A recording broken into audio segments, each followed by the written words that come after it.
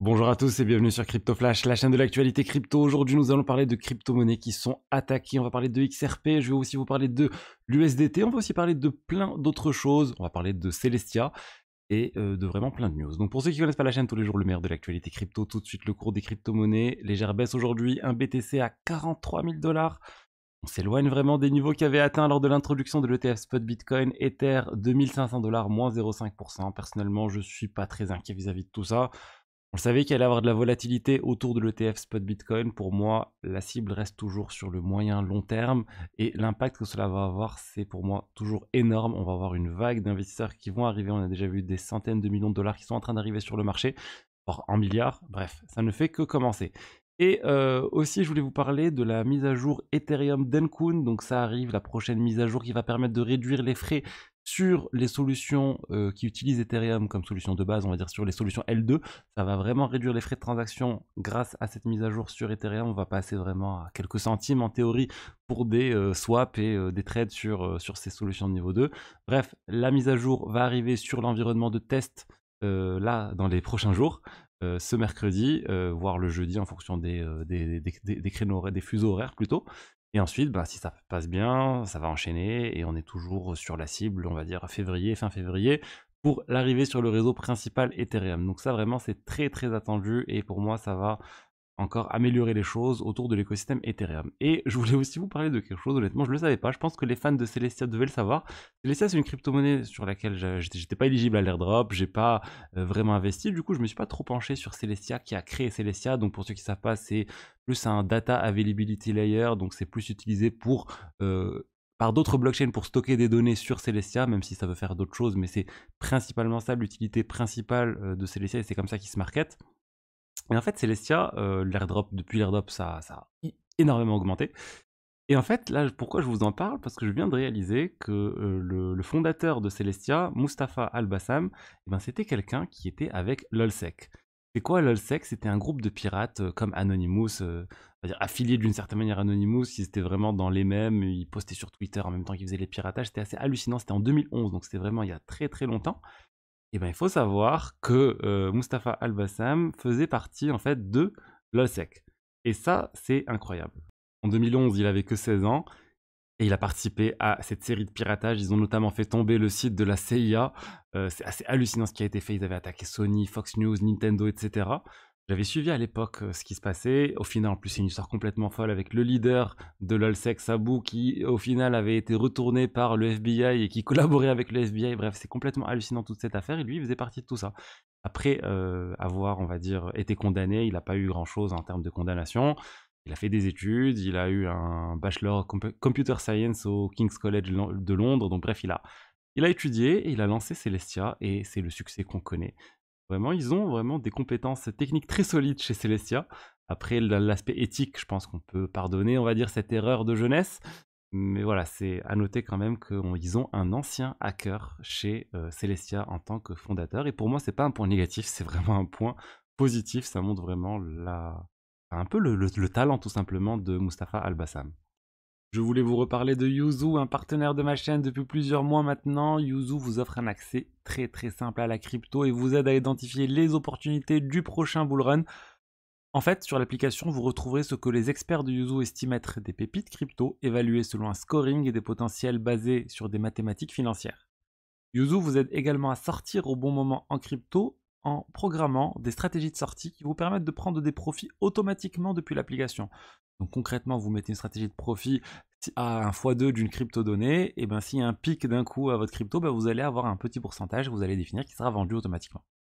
Pour la communauté, Yuzu vous offre dès l'inscription une garantie sur votre premier achat crypto de 100 € pendant 30 jours. Donc si vous êtes en perte sur ces 100 € au bout de 30 jours, Yuzu vous rembourse la différence. En plus, cette garantie est aussi valide si vous parrainez des gens en plus. Concrètement, si vous parrainez 5 de vos proches et que ces 5 déposent au moins 100 €, et bien vous disposez de 100 € garantis par parrainage, soit dans ce cas 500 € garantis pendant un mois. Alors pour certaines cryptos, le montant d'achat est à 150 €, donc il vous faudra un filleul pour couvrir totalement la garantie, mais pour beaucoup de cryptos, c'est bon pour 100 €. Pour ceux qui ne connaissent pas Yuzu, c'est vraiment une application qui permet d'acheter de manière très simple des cryptos avec tout un système de notation. Le dépôt par carte bancaire est gratuit. Ils ont notamment certaines cryptos telles que Bitsensor, Metis ou Erio qui sont disponibles à l'achat via des euros et c'est pas toujours facile pour les débutants d'acheter ce type de crypto parce qu'en général vous allez devoir passer par de l'Ether ou une autre blockchain. Yuzu fait la conversion, on va dire, intermédiaire pour l'utilisateur et vous n'avez pas besoin d'utiliser MetaMask par exemple pour acheter une petite crypto pas encore disponible sur les exchanges. Je vous invite donc à vous inscrire avec mon lien dans la description pour en profiter et soutenir la chaîne. On va parler maintenant de cryptos qui sont attaqués. La première, c'est Tether. Je vous parle dans un instant de XRP. On a un article à charge qui vient d'être publié sur le Financial Times autour du fait que l'USDT serait largement utilisé pour faire du blanchiment d'argent et largement utilisé autour d'un certain nombre d'arnaques en fait sur Internet, notamment les arnaques de type pig butchering.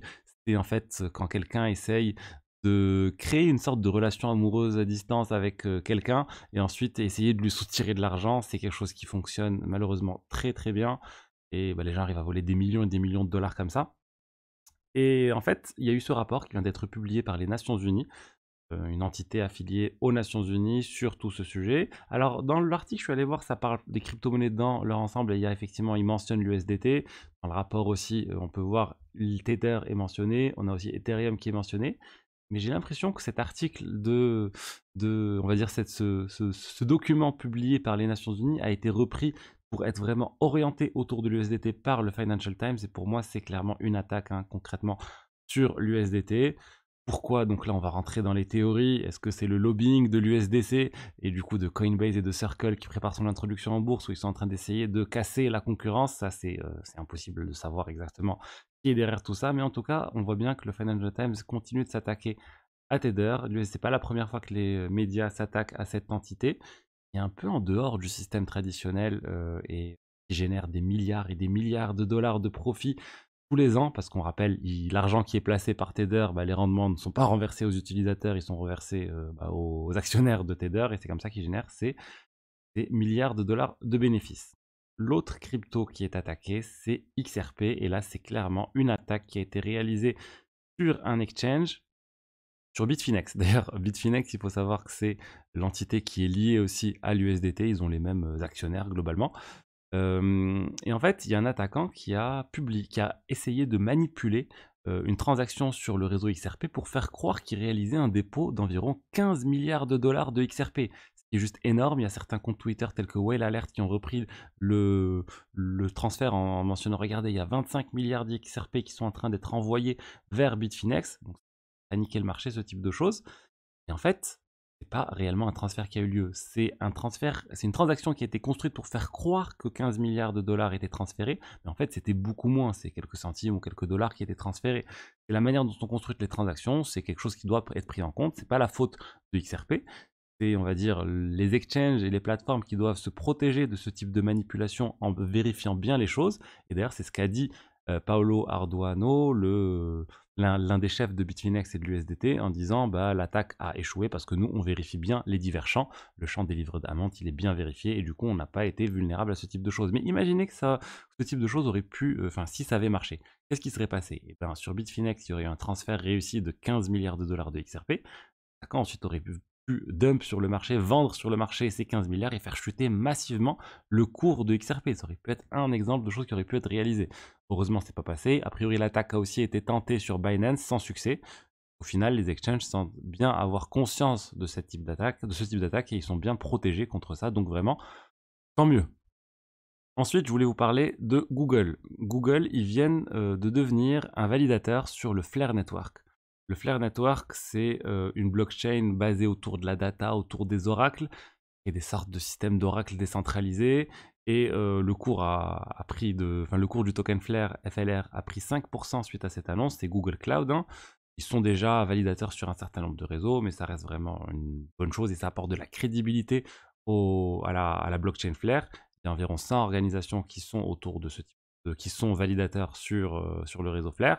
On a déjà vu par le passé, quand on voit ce type de choses, certaines fois il y a des compromis qui sont, enfin il y a des tokens qui sont donnés, etc. Mais je ne pense pas qu'ils aient donné de l'argent à Google. Google n'a pas besoin de 1 ou 2, 3, 4 millions de dollars pour ce type de choses. Après, on n'en sait rien. Mais en tout cas, c'est une bonne chose pour le token Flare. Il a une market cap d'environ 550 millions de dollars et vraiment, ça a pris dans les 4-5%. suite à l'annonce de Google. Je vous rappelle aussi qu'il reste moins de 2 jours pour s'inscrire à ma formation Crypto Rendement. Ensuite, j'ai fermé les inscriptions. Il y a 12 modules, 65 vidéos. Ça parle de finances décentralisées. Vous y connaissez rien, la finance décentralisée ou comment générer du rendement avec vos cryptos. On reprend les bases de zéro et je vous apprends comment faire tout ça. On parle de staking, d'exchange décentralisé, de prêt, d'emprunt, de stablecoin, d'agrégateur de rendement, de bridge. Des risques sécurité aussi, très très gros module. Risque sécurité, vous savez à quel point c'est important pour moi. On parle de tout ça, c'est satisfait ou remboursé, ça ferme bientôt. Il y a aussi un accès au groupe privé Telegram. Il y a une séance de coaching aussi de 30 minutes sur le sujet que vous voulez autour de la crypto qui est offerte. Il y a le groupe Telegram où je partage un certain nombre de choses et vraiment plein d'avantages. Donc n'hésitez pas à vous inscrire, vous avez le lien dans la description, Crypto Flash France. Et voilà, et j'espère que le contenu de la vidéo d'aujourd'hui vous a plu. Si c'est le cas, n'hésitez pas à liker, à commenter, à vous abonner. Et je vous dis à demain pour une autre vidéo. Au revoir.